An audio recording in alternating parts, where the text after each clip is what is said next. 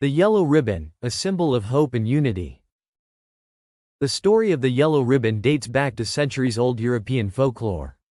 In tales and songs from the 17th century, women would tie yellow ribbons around trees as a sign of their enduring love and hope for the safe return of their loved ones, often sailors or soldiers who were far away. The yellow ribbon gained popularity in America in the 19th century and became more widely recognized during times of conflict, particularly the Civil War. The song, "Round Her Neck She Wears a Yeller Ribbon" by George A. Norton in 1917, romanticized the idea of a woman wearing a yellow ribbon as a symbol of her loyalty and love for a soldier. This song helped cement the yellow ribbon as a symbol of waiting and hoping for the safe return of loved ones. Over time, the meaning of the yellow ribbon expanded beyond romantic symbolism. During times of war, families would display yellow ribbons as a gesture of support and hope for the safe return of soldiers. The image of a yellow ribbon tied around a tree or a post became a familiar sight, symbolizing solidarity and unity. Today, the yellow ribbon is used in various contexts beyond military symbolism. It has become a symbol of awareness and support for various causes, such as raising awareness for missing persons or advocating for the safe return of hostages. The yellow ribbon also represents solidarity with individuals facing challenges like cancer or other illnesses, signifying hope and community support. The yellow ribbon has evolved from its historical roots to become a versatile symbol with diverse applications in contemporary society. It is widely used to show support for military personnel and veterans, often displayed in communities as a gesture of solidarity with deployed troops or as a welcome home symbol. Additionally, the yellow ribbon plays a prominent role in awareness campaigns, such as National Missing Children's Day, where it serves to raise awareness about missing individuals and show support for their families. Similarly, in cancer awareness initiatives, the yellow ribbon signifies hope and solidarity for patients and their loved ones. In South Korea, the yellow ribbon gained significant meaning and visibility following the Sewol ferry disaster. This tragic event prompted widespread displays of yellow ribbons across the nation, as a symbol of remembrance and solidarity with the victims' families. The yellow ribbon's adaptability and universal appeal make it a powerful emblem that transcends cultural boundaries, representing hope, unity, and support in various contexts and communities worldwide. In conclusion, the yellow ribbon remains a timeless symbol of hope and unity, evolving from its humble origins in folklore to its widespread usage in modern times. It continues to evoke feelings of optimism and solidarity due to its simplicity and universality. As we reflect on the meaning of the yellow ribbon, let us remember its message of hope and unity. Whether tied around a tree, worn as a badge, or displayed in support of a cause, the yellow ribbon serves as a reminder of our shared humanity and the enduring bonds that connect us all. The sharing economy, a paradigm shift in modern commerce. In today's world, there's an exciting shift happening in how we get what we need. It's called the sharing economy, and it's changing how we think about owning things. Instead of everyone having their own stuff, more people are sharing what they have with others. The sharing economy is like a big community where people share their things with each other. Websites and apps connect those who have something to offer with those who need it. For example, in South Korea, services like Tata offer ride-sharing options, allowing users to request rides from nearby drivers using rented vans. Similarly, platforms like Airbnb provide opportunities for homeowners to share their space with travelers, earning extra income while offering affordable accommodation options. The term sharing economy emerged in the early 2000s to describe a new way of doing things. It's all about people pooling and sharing resources, like cars, rooms, or skills, instead of everyone owning their own stuff. This idea became popular with the rise of digital platforms and social networks, making it easier for people to share with each other. Nowadays, the sharing economy covers a wide range of services, from ride-sharing and home sharing, to co-working spaces and lending platforms, showing how important sharing and working together has become in today's world. However, in South Korea, services like Tata face significant regulatory constraints. due to concerns about their impact on traditional taxi services and the rights of taxi drivers. This controversy highlights the challenges of integrating sharing economy platforms into existing regulatory frameworks and addressing the concerns of all stakeholders involved. The sharing economy is becoming more popular for a few reasons. First, it helps people save money. By sharing things, people can avoid the high costs of buying everything themselves and only pay for what they use. Second, it's convenient. With just a few taps on your phone, you can access a wide variety of goods and services, making life simpler and more efficient. Lastly, it brings people together. Sharing creates connections between neighbors and builds a sense of community. Whether it's sharing a ride, a meal, or a skill, the sharing economy encourages teamwork and support. In conclusion, the sharing economy offers a fresh perspective on how we consume and collaborate. By embracing the principles of sharing, thrift, and community, it provides opportunities for cost savings, convenience, and social connection. As it continues to evolve and expand, the sharing economy presents new possibilities for sustainable living, economic empowerment, and inclusive growth. The Pygmalion effect. The magic of achievement and transformation. The Pygmalion effect refers to the psychological phenomenon wherein our expectations and beliefs influence the performance and behavior of others. Referred to as the self-fulfilling prophecy, this phenomenon implies that heightened expectations tend to lead to enhanced actions and outcomes. The term finds its origin in Greek mythology, specifically in the story of Pygmalion, a sculptor whose creation, Galatea, came to life. In the ancient tale of Pygmalion, a skilled sculptor, he crafted a statue of a woman named Galatea. Struck by the beauty of his creation, Pygmalion prayed to the goddess Aphrodite to bring his statue to life. Moved by his devotion, Aphrodite granted his wish, and Galatea transformed into a living being. This mythical narrative serves as an allegory for the transformative power of belief and expectation. In the realm of education, teachers' expectations of their students can significantly impact academic performance. Research has shown that when educators believe in the potential of their students and convey high expectations, those students tend to excel and achieve higher grades. The Pygmalion effect is also evident in the workplace. When managers express confidence in their employees and set high expectations, individuals are more likely to rise to the challenge and demonstrate improved job performance. This positive reinforcement creates a self-fulfilling cycle of success. Coaches often play a pivotal role in an athlete's performance. If a coach believes in the capabilities of their team members and communicates high expectations, the athletes are more likely to surpass their own limits and achieve remarkable feats. The Pygmalion effect extends to parenting as well. Parents who instill a sense of belief and high expectations in their children often witness their offspring displaying resilience and achieving success in various aspects of life. The Pygmalion effect underscores the profound impact that belief and expectation can have on human behavior and achievement. Whether in the realms of education, work, sports, or family, the power of positive expectations can be a catalyst for transformative change, bringing to life the potential that lies within each individual.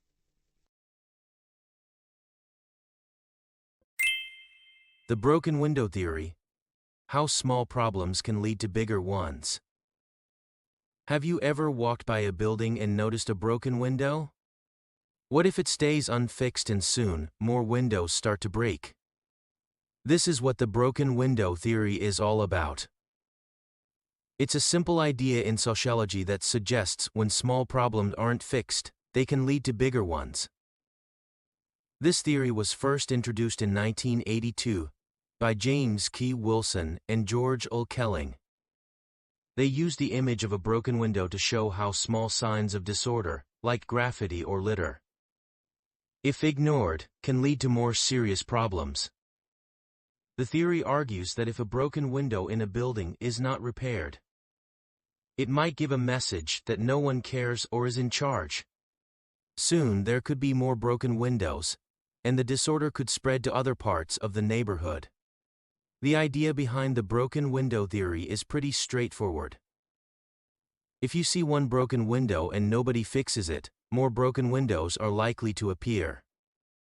It's like a signal that it's okay to break more windows since no one seems to care about the first one. This concept can be applied not just to broken windows, but to other forms of disorder too. For example, if a park is filled with litter and no one cleans it up, people might think it's okay to add more litter. One of the most famous examples of this theory in action was in New York City during the 1990s. The city's police department, under Police Commissioner William Bratton, decided to crack down on small crimes, like subway fare evasion, public drinking, and vandalism. They believed that by maintaining order in these small issues, they could prevent larger crimes from happening. This approach was quite controversial, but was credited with reducing crime in New York City. However, the broken window theory has its critics. Some argue that it leads to aggressive policing of minor offenses, which can strain community relationships. Others say it doesn't address the root causes of crime, like poverty and lack of education. They suggest that just fixing the broken windows isn't enough. Deeper social issues need to be addressed too. Despite these criticisms, the theory has had a significant impact on how we think about crime and disorder. It's a reminder that taking care of small problems can be important in preventing bigger ones. Whether it's in policing, managing a business, running a school, or just in our personal lives. The lesson of the broken window theory is clear. Don't ignore the small stuff, because it can lead to bigger issues down the line. This theory highlights an important aspect of human psychology and social behavior. It shows us how our environment can influence our actions. A well-maintained and orderly environment can encourage good behavior, while a neglected and disorderly one can do the opposite. It's a powerful idea that teaches us about responsibility and the importance of taking care of our communities. Nelson Mandela. Embracing hope, shaping unity. Nelson Mandela, born on July 18, 1918, emerged as a global symbol of peace, resilience, and justice. His life, shaped by the shadows of apartheid, reflects a commitment to breaking down racial barriers and fostering unity. Mandela's childhood was marked by the challenges of a racially divided society. Growing up in a region deeply affected by apartheid, he experienced firsthand the injustices of racial discrimination. Despite facing adversity, Mandela was determined to overcome these barriers and pursue an education. His journey from a small village, where he became the first in his family to attend school, set the stage for his lifelong commitment to breaking down barriers. Mandela's activism against apartheid gained momentum during his time as a young lawyer. One pivotal episode that shaped his commitment to change was the Sharpeville massacre in 1960. The brutal killing of peaceful protesters by the police ignited Mandela's determination to fight against racial injustice. Joining the African National Congress, a political party dedicated to challenging racial segregation. His involvement in peaceful protests and civil disobedience marked the beginning of a lifelong struggle for justice. Mandela's unwavering commitment to nonviolent resistance was a testament to his belief in a future where all South Africans could coexist in harmony. In 1962, Mandela's activism led to his arrest and subsequent imprisonment for 27 years. One poignant episode during his incarceration was the letter he wrote to his wife, Winnie Mandela, from Robben Island. In it, he expressed his enduring love and commitment to the anti-apartheid cause. Despite the harsh conditions of incarceration, Mandela remained resolute in his pursuit of justice. His imprisonment served to galvanize the global community, turning Mandela into a symbol of resistance against apartheid. The rallying cry of "Free Nelson Mandela" echoed worldwide, drawing attention to the injustice he endured. Mandela's release from prison in 1990 marked a turning point in South Africa's history. His embrace of reconciliation over revenge was a remarkable episode of leadership. Instead of seeking retribution, Mandela focused on building a united, democratic South Africa, playing a crucial role in negotiating the end of apartheid and the establishment of free and fair elections. He was elected as South Africa's first black president in 1994. Nelson Mandela's story teaches us to be brave and fair. He wanted a world where everyone is treated well. Even when things were tough, he showed that working together and being hopeful can make a big difference. Mandela's impact goes beyond South Africa, it inspires millions worldwide. His acts of forgiveness, especially during tough times, tell us that being kind is important and can leave a lasting mark. Mandela's life is like a guiding light, showing us to be kind, fair, and treat everyone the same.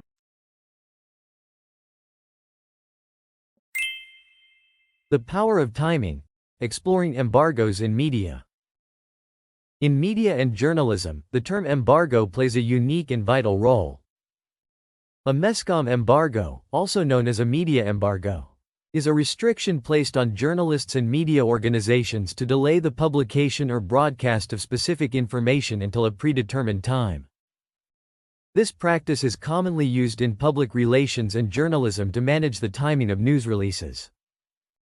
By setting an embargo, organizations can control when news hits the public domain, ensuring that all media outlets receive the information simultaneously and can report it in a coordinated manner. When a MESCOM embargo is set, information is shared with journalists and media outlets in advance, along with clear instructions not to publish or broadcast the information until the embargo lifts. This advance notice allows journalists to research, verify facts, and prepare comprehensive stories. The embargo deadline is strictly enforced, and breaking it can strain relationships between media and the organization. MESCOM embargoes are commonly used in various fields to manage the release of information. Companies utilize embargoes for product launches, furnishing journalists with detailed information in advance. This allows them to craft comprehensive articles that coincide with the product's official unveiling. In the realm of science and medicine, embargoes grant journalists the opportunity to accurately report on intricate research findings. This is made possible by providing them with sufficient time to consult experts, often aligning with major scientific conferences. Governments also utilize embargoes for economic reports, policy announcements, or speeches, ensuring journalists have time to analyze content for informed reporting. However, MESCOM embargoes raise ethical concerns about transparency and fairness. Critics argue that embargoes can manipulate news coverage by controlling the timing and release of information, potentially compromising media independence. They may also favor larger media outlets with more resources. Enforcing embargoes is challenging, relying on the cooperation of journalists and media organizations, and violations can lead to premature information release and unequal access.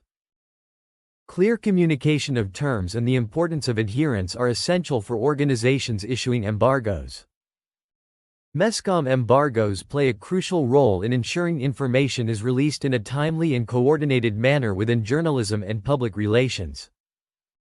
They provide journalists with the opportunity to prepare accurate stories. While embargoes enhance reporting, careful management and ethical consideration are crucial to maintain integrity and ensure fair information distribution.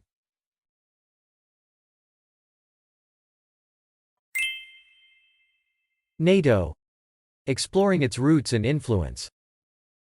NATO, short for the North Atlantic Treaty Organization, is a significant international alliance that plays a crucial role in global security and peacekeeping efforts. This organization brings together countries from North America and Europe to promote mutual defense and cooperation. Let's delve into the background, members, roles, and effects of NATO in a simple and easy to understand manner. After the devastation of World War II, many countries sought ways to prevent such catastrophic conflicts in the future. In 1949, NATO was established as a response to these concerns. Its primary aim was to create a collective defense against any potential aggression, particularly from the Soviet Union, during the Cold War era. The treaty was signed by 12 founding member countries, including the United States, Canada, France, and the United Kingdom. Over the years, NATO has expanded its membership to include a total of 30 countries. These members come from various parts of the world, but they all share a commitment to upholding the organization's principles of collective defense and cooperation. Some of the newer members include former Soviet bloc nations, such as Poland, Hungary, and the Baltic states. NATO's main role is to ensure the security and defense of its member countries. This is achieved through a range of activities and initiatives, including military operations, training exercises, and intelligence sharing. One of the key features of NATO is its principle of collective defense, as outlined in Article 5 of the treaty. This article states that an attack on one member country is considered an attack on all members, and they will respond accordingly. The impact of NATO on global security cannot be overstated. By providing a framework for cooperation and mutual defense, NATO has helped to deter potential aggressors and promote stability in Europe and beyond. The organization has also played a vital role in peacekeeping efforts, humanitarian missions, and crisis management operations around the world.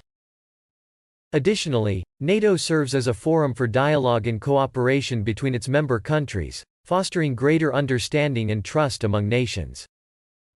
In conclusion, NATO remains a cornerstone of international security and cooperation. Through its commitment to collective defense and cooperation, NATO has helped to maintain peace and stability in an ever-changing world. As we look to the future, it is essential to continue supporting and strengthening this vital alliance, for the benefit of all its members and the broader international community.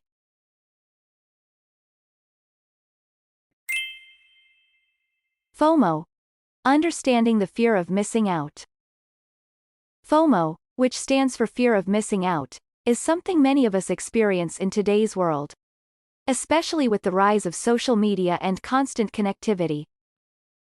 Essentially, FOMO is that uneasy feeling we get when we see others having fun or enjoying experiences that we're not part of.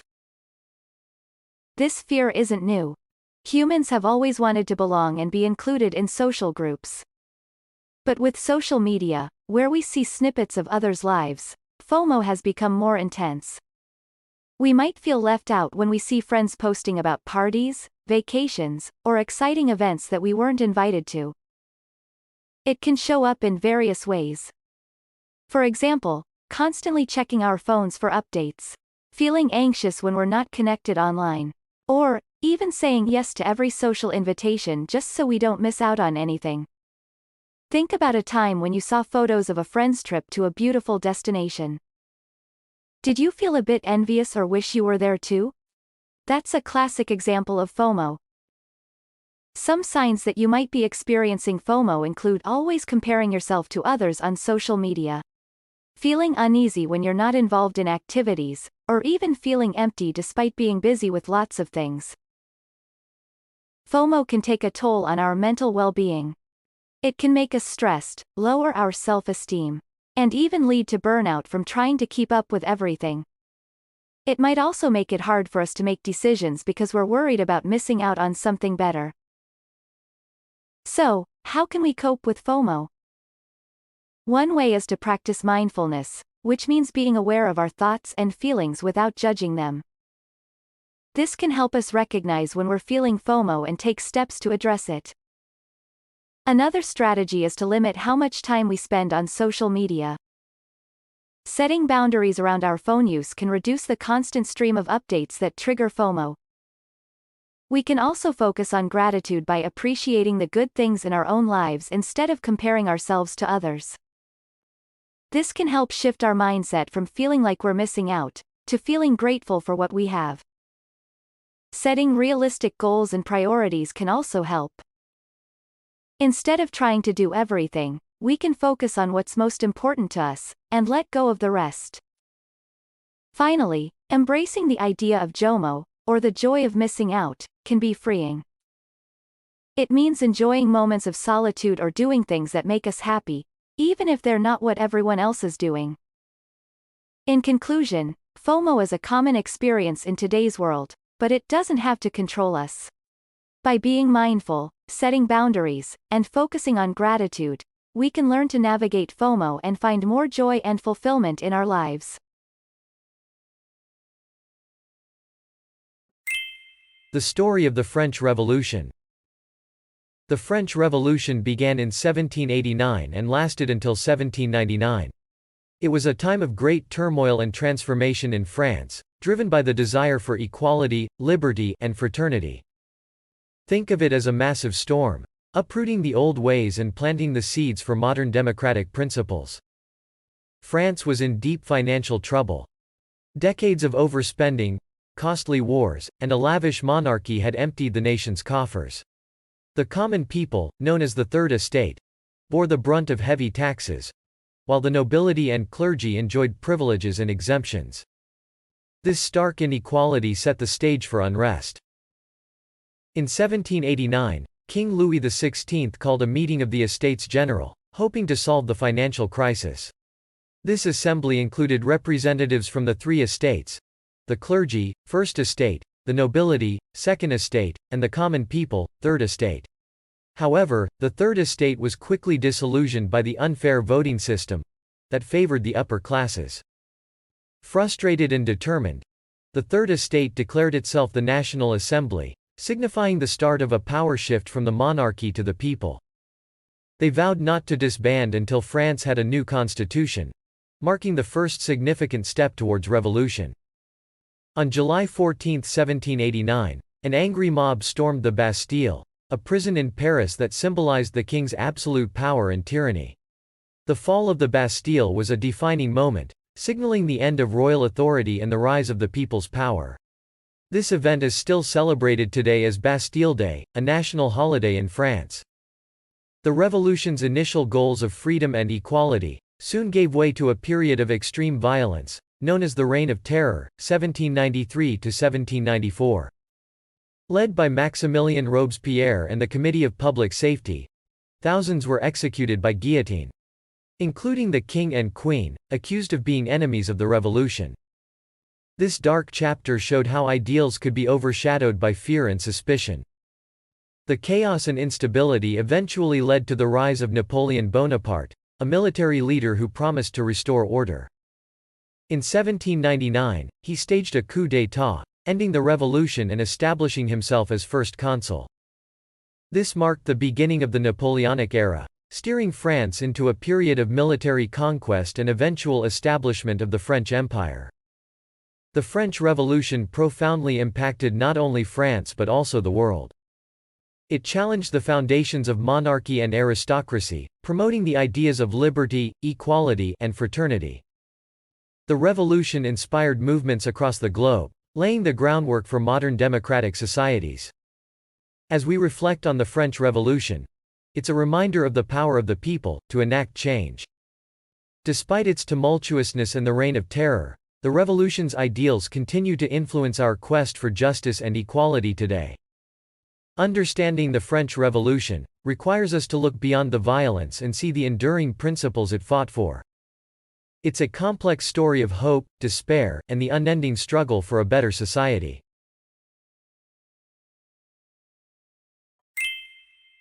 The uncanny valley.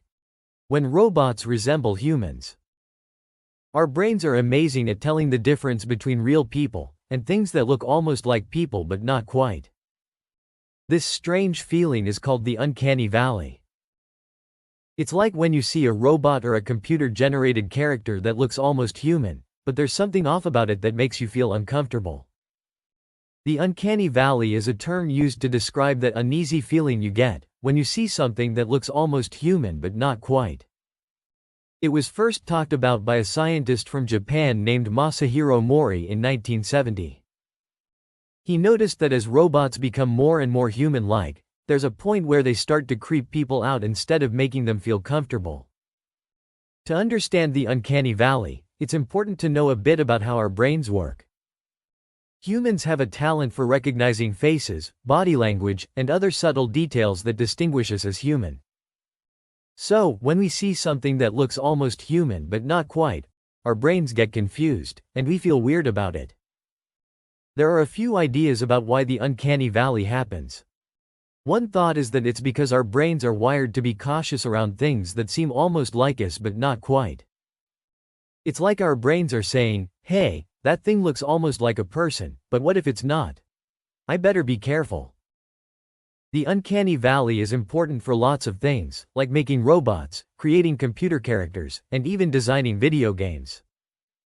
People who make robots need to be careful not to make them too human-like, or else they might creep people out. And when computer characters in movies or games look too much like real people but not quite, it can ruin the experience for players and viewers.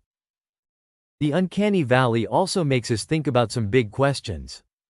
Like what rights robots should have if they start to seem really human-like, or if there should be rules about how human-like robots can be. As we learn more about robots, artificial intelligence, and how people react to them, we'll keep trying to figure out how to make things that are almost human, without making people feel weird. It's a tricky balance, but if we can get it right, it could help us make some really cool stuff that makes life better for everyone. The uncanny valley is a fascinating idea that shows how complex our brains are. By understanding it better, we can make better robots, computer characters, and video games that feel more natural and less creepy. And who knows, maybe one day we'll even figure out how to make robots that feel just like real friends.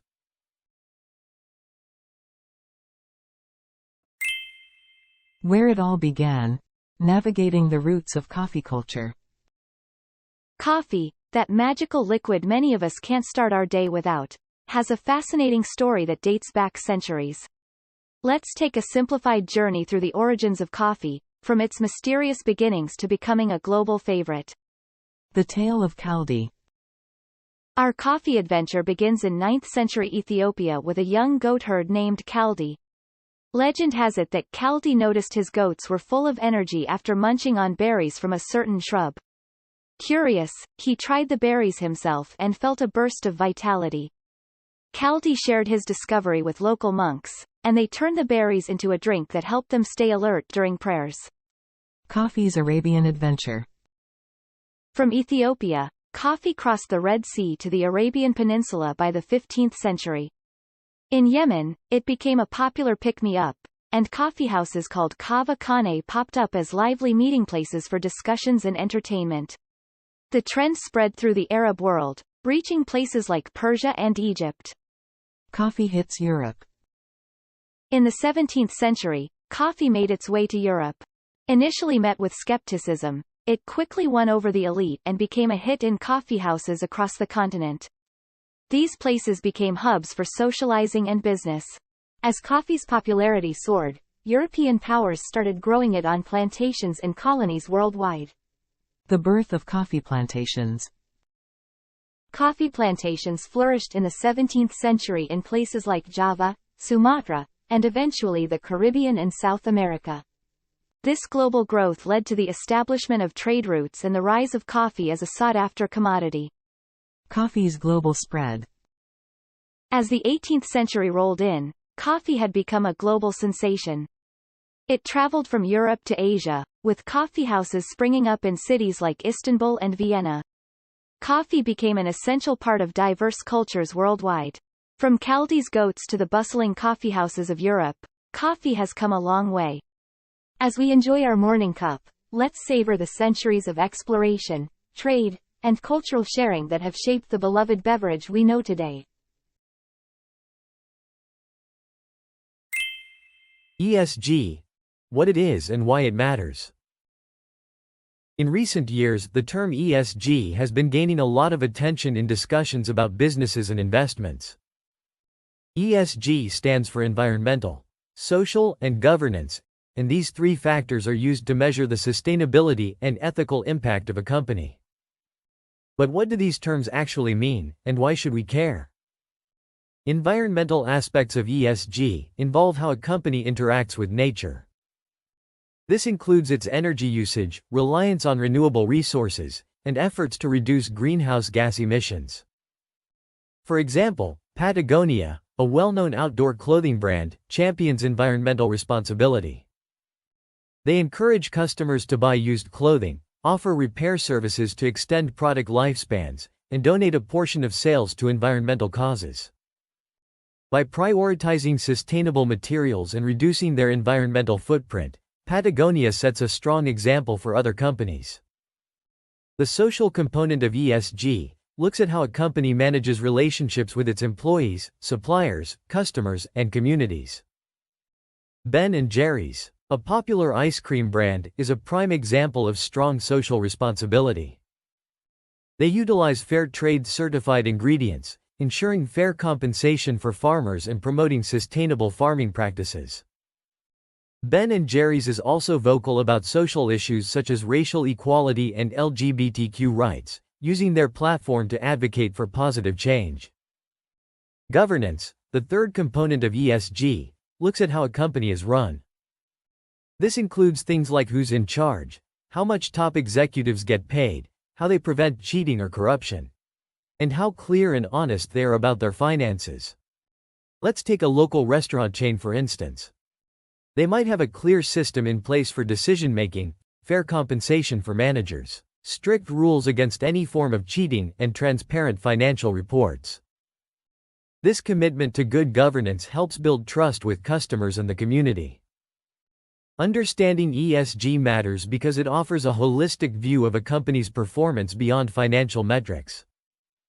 Companies disregarding ESG concerns may face regulatory penalties, legal challenges, and reputational harm. Conversely, those prioritizing ESG are often better equipped for long-term success, demonstrating resilience and adaptability to environmental and social changes. Investor demand is another reason why ESG matters.